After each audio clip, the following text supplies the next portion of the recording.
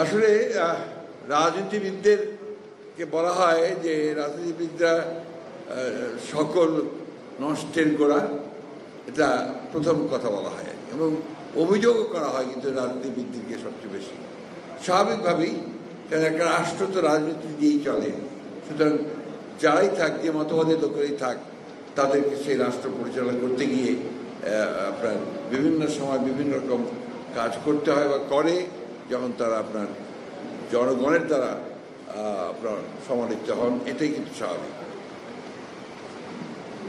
আজকে যে বিষয়টা দাঁড়িয়েছে যে একটা দীর্ঘ সংগ্রাম লড়াইয়ের পরে একটা সুযোগ তৈরি হয়েছে, আমি এটাকে সবসময় কথা বলছি যে একটা অপরচুনিটি তৈরি হয়েছে একটা গণতান্ত্রিক বাংলাদেশ নির্মাণের। আমি মনের প্রাণে গণতন্ত্রে বিশ্বাস করি। এই জন্য মাহবুবের সঙ্গে আমার অনেকবার তর্ক হয়েছে, আপনার জেলে বসে অনেক তর্ক হয়েছে, কিন্তু আমি গণতন্ত্রে বিশ্বাস করি, লিবারেল ডেমোক্রেসিতে বিশ্বাস করি। বিপ্লব যারা করবেন তারা বিপ্লবী দল করবেন, বিপ্লবী সংগঠন করবেন এবং বিপ্লব করে বিপ্লবী সরকার গঠন করে তারা দেশে বিপ্লবকে সফল করবেন। এটাও আমি মনে করি যে এটাও একটা বড় রাস্তা বা বড় পথ মুক্তির জন্য। আর আমরা যারা লিবারেল ডেমোক্রেসিতে বিশ্বাস করি, আমরা বিশ্বাস করি যে আমরা জনগণের সমর্থন নিয়ে সরকারে যাব, অর্থাৎ নির্বাচনের মধ্য দিয়ে সরকারে যাব, কাজগুলো করার চেষ্টা করবো যে কাজগুলো আমরা কমিট করেছি জনগণের কাছে, তারপরে আবার জনগণের কাছে ফিরে যাব। যদি তারা আমাকে আবার গ্রহণ করেন আমি আসবো, না হলে আসবো না। এই লিবারেল ডেমোক্রেসি অর্থে আমরা বিশ্বাস করি। আমরা বিশ্বাস করি যে সকল মতামতকে প্রকাশ করার সুযোগ দিতে হবে। আমরা বিশ্বাস করি যে সকলকেই তার কথা বলার সুযোগ দিতে হবে।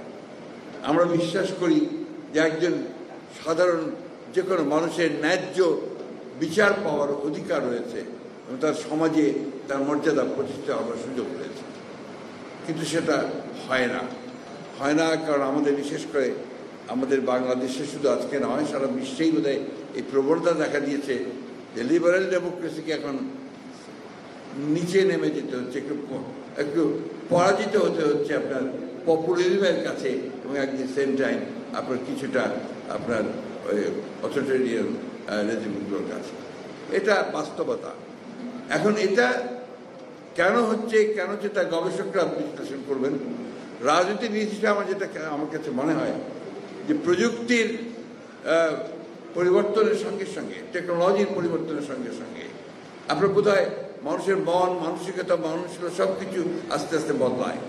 সে বদলানোর ফলে এমন একটা সময় আসে যখন দেখা যায় যে তখন যে রাজনৈতিক কাঠামো আছে সেই কাঠামোটা পরিবর্তন ছাড়া ওই রাষ্ট্রকে ধরে রাখা কঠিন হয়। আমি কিছুদিন আগে চীনে গিয়েছিলাম।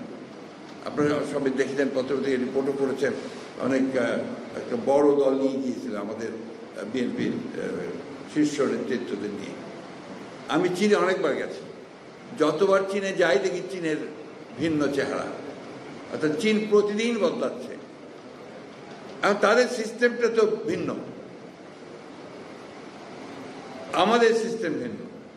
আবার দেখুন আমেরিকার দিকে তাকিয়ে দেখুন, আমেরিকার যে রাজনৈতিক যে কাঠামো, সেই কাঠামোর আমাদের কাঠামো কিন্তু এক নয়। আরেকটা কথা যেটা আমার মনে হয় যে আমরা তো প্রকৃতপক্ষে গোলামি থেকে মুক্তি পেয়েছি আপনার গত বছর হচ্ছে 1947 সালে ব্রিটিশ গোলামি থেকে। তারপরে পাকিস্তানি গোলামি শুরু হয়েছে, তারপরে আবার আপনার বাংলাদেশি প্রভুদের গোলামি শুরু হয়েছে। এই গোলামিতেই আছি আমরা। আপনার গোলামদের কিন্তু একটা সংকীর্ণ মন তৈরি হয়, কিছুতেই আপনার খুব বেশি বড় করে দেখার সুযোগ হয় না। আমি আবার মনে করি যে আমাদের সেই বড় করে দেখার চেষ্টা করা উচিত।